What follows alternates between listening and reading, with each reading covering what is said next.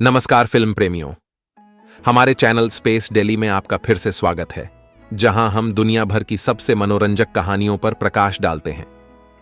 आज हम दोस्ती, बहादुरी और सभी बाधाओं के बावजूद जीवित रहने की एक कहानी सुना रहे हैं।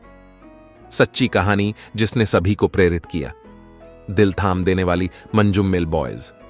सब्सक्राइब बटन दबाएं और आइए इस अविश्वसनीय यात्रा में गोता लगाएं। हमारी कहानी कोच्चि के एक कला क्लब के दोस्तों के एक समूह के साथ 2016 में पड़ोसी राज्य तमिलनाडु के कोडाईकनाल की यात्रा पर निकलती है। वे कोडाईकनाल का पता लगाते हैं और जाने से पहले दोस्तों में से एक गुना गुफाओं के बारे में बताता है, जो एक जगह है। फिल्म गुनाह की शूटिंग हुई। नशे में धुत और खुश दोस्त गुना गुफाओं तक पहुंचते हैं और एक पर्यटक गाइड डोमिनिक की चेतावनी के बावजूद गुफाओं के प्रतिबंधित क्षेत्रों का अकेले ही पता लगाने का फैसला करते हैं।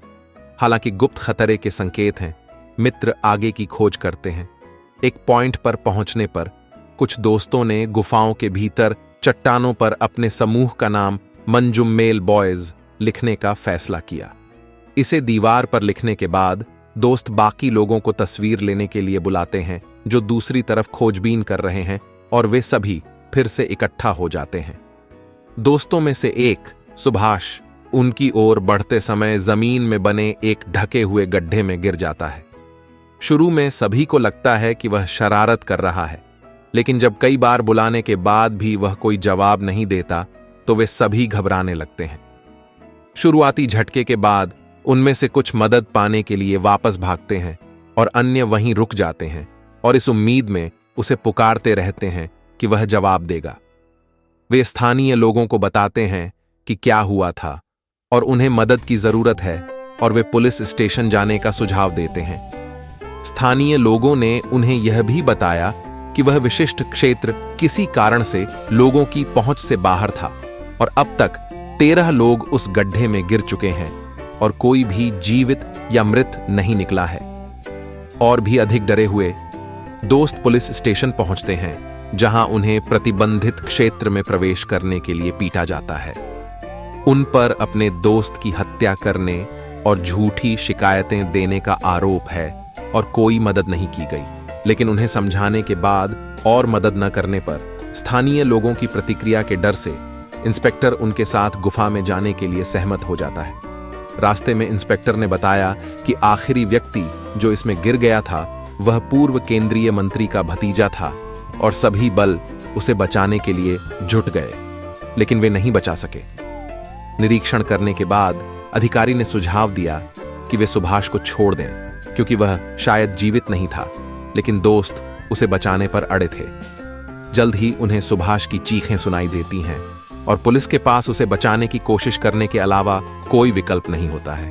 वे रस्सी को नीचे करने की कोशिश करते हैं ताकि सुभाष पकड़ सके, लेकिन उन्हें संदेह है कि गहरी गिरावट के बाद वह रस्सी को पकड़ने की स्थिति में नहीं होगा।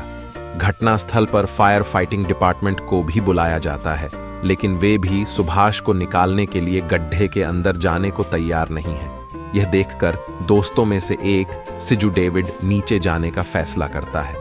पुलिस अधिकारी शुरू में अनिच्छुक थे, लेकिन स्थानीय लोगों की टिप्पणियों के बाद अंततः सहमत हो गए। सिजू को छेद में उतारा जाता है और रास्ते में वह रस्सी खत्म हो जाती है, जिसके सहारे सिजू को नीचे उतारा जाता है। और पुलिस चिंतित है कि इससे नीचे जाना सुरक्षित नहीं है, क्योंकि ऑक्सीजन का स्तर कम हो सकता है और वे सिजू की जान जोखिम में डालने को तैयार नहीं हैं भी। लेकिन सिजू का कहना है कि वह सुभाष की आवाज स्पष्ट रूप से सुन सकता है और उसे वहां नहीं छोड़ सकता।